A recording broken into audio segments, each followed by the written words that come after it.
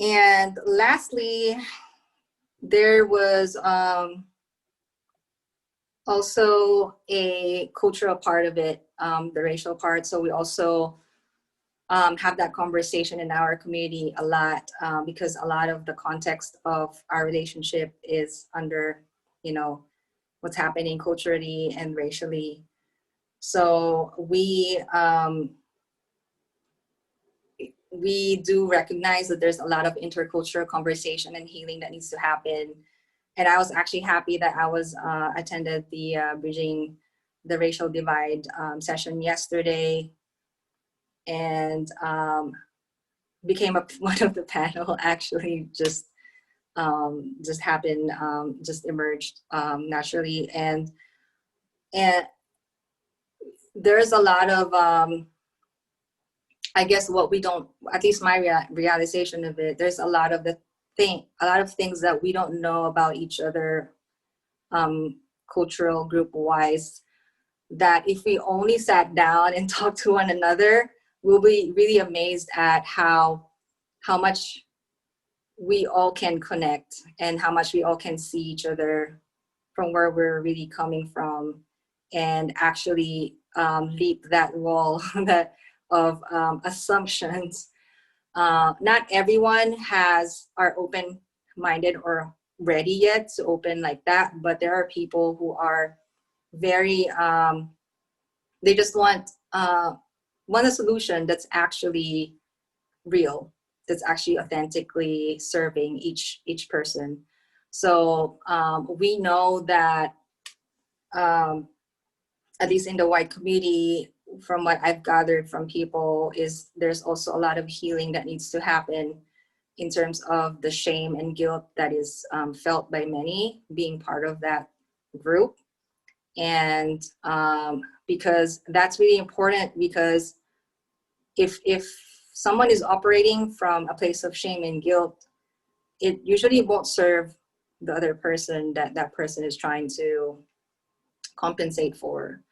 So it's very important that to also heal from that, so that we can come from a place where we are in an empowered state to engage with another person without necessarily sacrificing yourself, because everyone in this world is important. Everyone is important. So yes, so also just acknowledging the historical background that everyone was also oppressed, but at the same time, the African American community are the most impacted one, and we have the responsibility to lift them up, wherever you come from, whatever privilege you come from, you have. In terms of the Asian American community or Filipino American community is what I can speak for. We are usually invisible and usually silent. So, but we are also struggling. The Asian model minority myth, that's a myth. And we have to come out and show that we also are in need of help in so many ways. And we need to, for some of us who have privilege, we also need to get out in the community and help.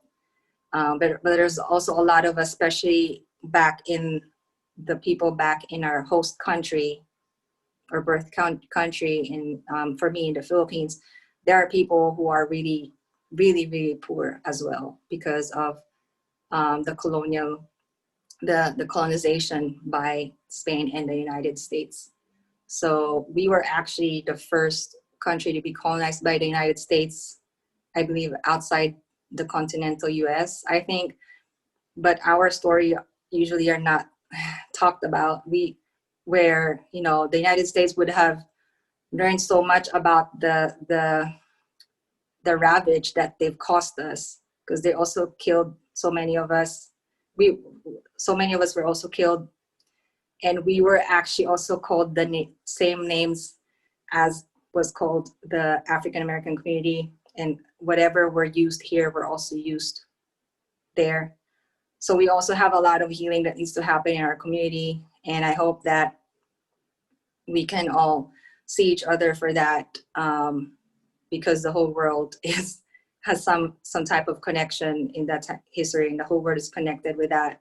And the whole world, the wounds of each part of the world are all connected, and we need to connectedly heal that if we want to heal as a global nation.